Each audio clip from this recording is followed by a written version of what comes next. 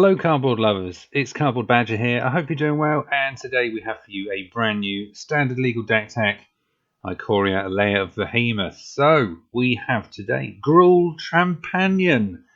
We have a companion for the first time, and we are going to create a huge number of tramply beasts and going for the win. Been a lot of fun playtesting so far, and we'll just get straight into it. So we shall start off with our companion, so we know exactly what the theme of the deck is. We have 2 copies because we've got one in the main deck and also one as our companion. And our companion is Obos the Prey Piercer for 5 mana, 3, and then hybrid black red. We have a legendary creature, Hellion Horror, 3/5, and if a source you control with odd converted mana cost will deal damage to a permanent or player, it deals double that damage to that permanent or player instead. And obviously, to play this as our companion, every single card in the deck has to be odd converted mana cost, which it is. So everything we are going to be doing, everything we're going to be hitting with, technically is going to be double the damage, which is vitally important because the other half of this deck is obviously Trample. Up next, we have 3 copies of Pelt Collector. For 1 green mana, we have a Elf Warrior 1/1 with whenever another creature you control enters the battlefield or dies, if that creature's power is greater than Pelt Collector, put a +1 counter on Pelt Collector. And if Pelt Collector has 3 or more counters on it, it has Trample. That is the most important thing regarding this card. It's a fantastic 1-drop anyway, so you've got a blocker. It will grow as time goes on, and as soon as we get the 3 counters on it and it has Trample, it works wonders in this deck. Excellent card, 3 copies of. Up next, we have 4 copies of Bone Crusher Giants. For 3 mana, we have a 4/3 giant with whenever Bone Crusher Giant becomes the target of a spell, Bone Crusher Giant deals 2 damage to that spell's controller. Now, obviously, that's great, but it's even better if we happen to have Obos out on the battlefield because it will do 4 damage to our opponent, which is even more amazing. And obviously, we have Stomp for 2 mana. We have the adventure side of the card. Damage can't be prevented this turn, which is absolutely fantastic if you are using this late game with a load of tramply beasts.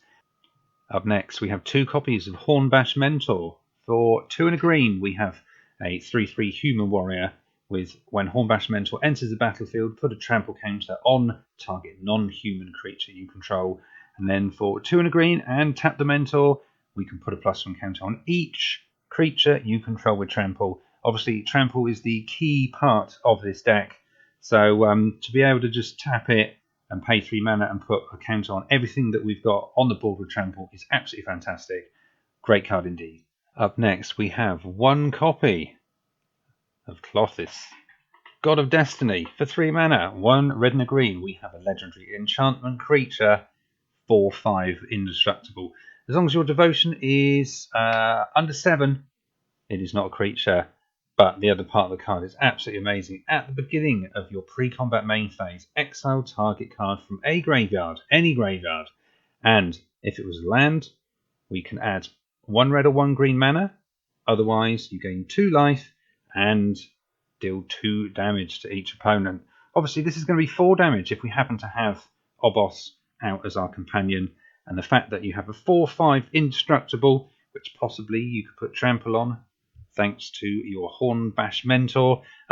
Amazing card once this is down. Up next, we got 2 copies of Ilhard the Razeboar. For 3 red, we have a legendary creature, Boar God, 6/6 Trampler, and when the Razeboar attacks, you may put a creature card from your hand onto the battlefield, tapped and attacking, and return that creature to your hand at the beginning of the next end step. So you're free casting something, it's going to attack, and then come back to your hand. And if the Razeboar happens to stay on the battlefield, you can do it again on the next turn. It is an amazing card once it is down. And also, if it dies or is put into exile from the battlefield, you can put it back into your library 3rd from the top, which means we're going to see it all over again. Only 2 copies, but absolutely fantastic card in this deck. Up next, a card that definitely wants to appear alongside the Razeboar. We have got 2 copies of God Eternal Ronus. For 5 mana, 3 green, we have a legendary creature, Zombie God, 5/5 Death Toucher, with when God Eternal Ronus enters the battlefield, double the power of each other creature you control until the end of turn, and those creatures gain vigilance until the end of turn. And again, just like the boar, when Ronus dies, it always put into exile from the battlefield. You may put it into your library third from the top. So these two alongside each other, absolutely disgusting. And there's so much more things we can do to make everything even bigger. But the fact that when this drops, or as this is free casted in, everything else suddenly has double the power. The board is a 12-12. This is a 10-10. It's shocking. That's all I can say. 2 copies of. Up next, we have 1 copy of Keeper of the Fables for 5 mana, 3 green. We have a 4/5 cat. That is it. But whenever 1 or more non-human creatures you control deals combat damage to a player, draw a card. Most of the things in our deck are non-human, and obviously with trample coming in, every trigger that we get, as far as trample is concerned, hitting our opponent, we are going to be able to refill our hands. Up next, we have 3 copies of Quartzwood Crasher for 5 mana, 2 red, green. We have a Dinosaur Beast 6/6 Trampler, which is great, but when 1 or more creatures you control with trample deals combat damage to a player, create an XX green Dinosaur Beast creature token with trample, where X is the amount of damage those creatures dealt to that player.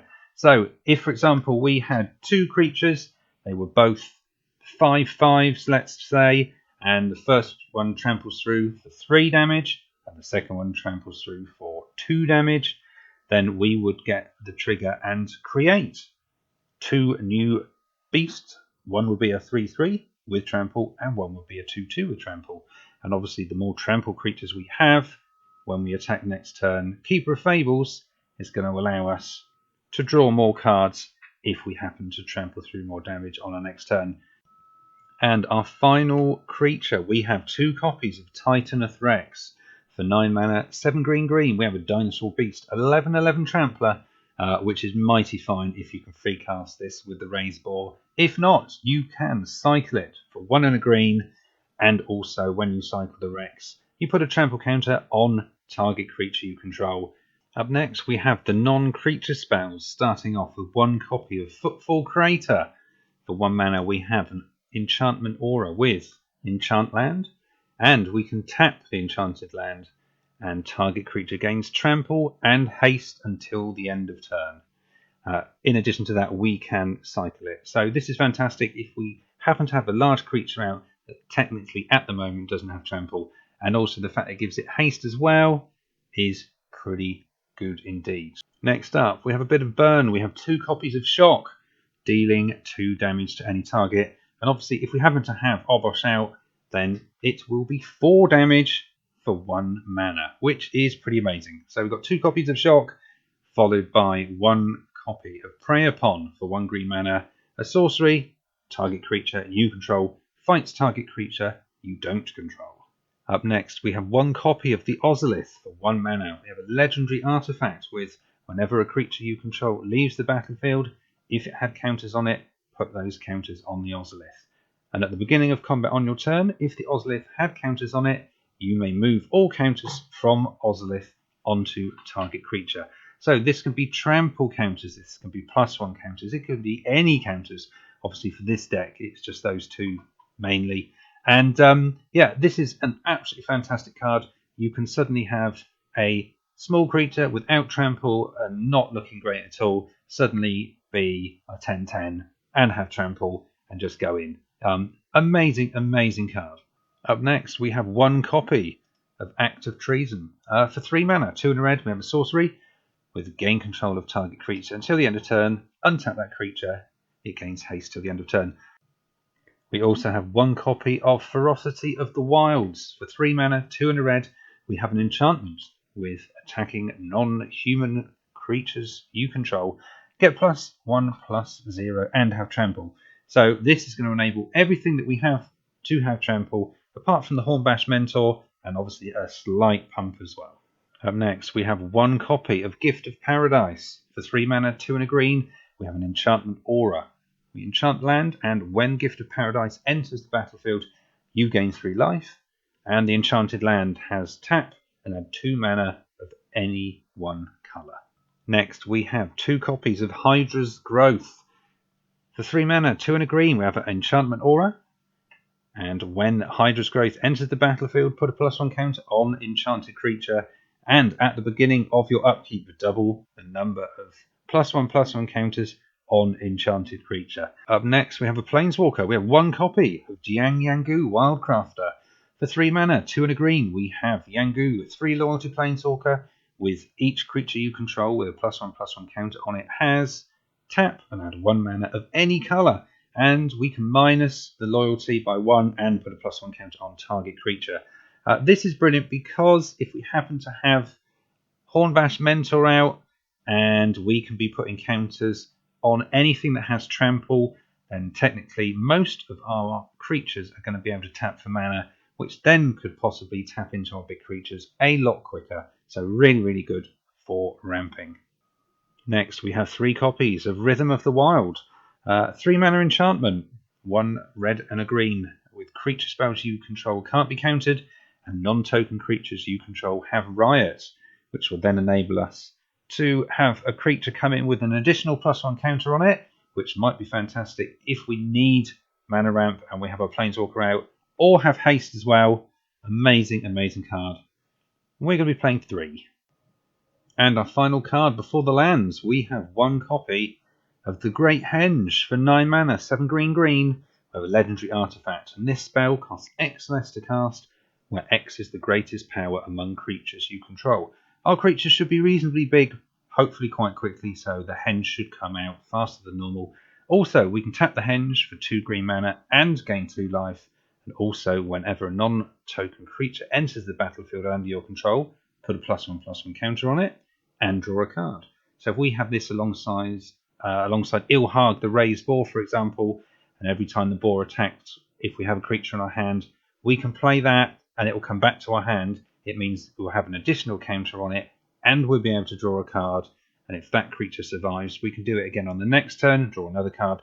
So the Great Henge is another massively good opportunity to refill our hand. And finally, we have the land base. We have a total of 24 lands. We have 1 copy of Castle Garenbrig. We also have 1 copy of Stomping Ground. And then we just have 10 mountains, followed by 12 forests. So that is the end of Gruul Trampanion, standard legal deck tech in Ikoria, LAIR of Behemoths. I hope you've enjoyed the video. If you have done, you would like to support the channel in some way, please like, share and subscribe. That would be absolutely fantastic. And please let us know how you get on if you build something reasonably similar to this deck. I would love to know how you get on. And all I can say is thank you for watching, and we will see you again soon here on Cardboard Badger.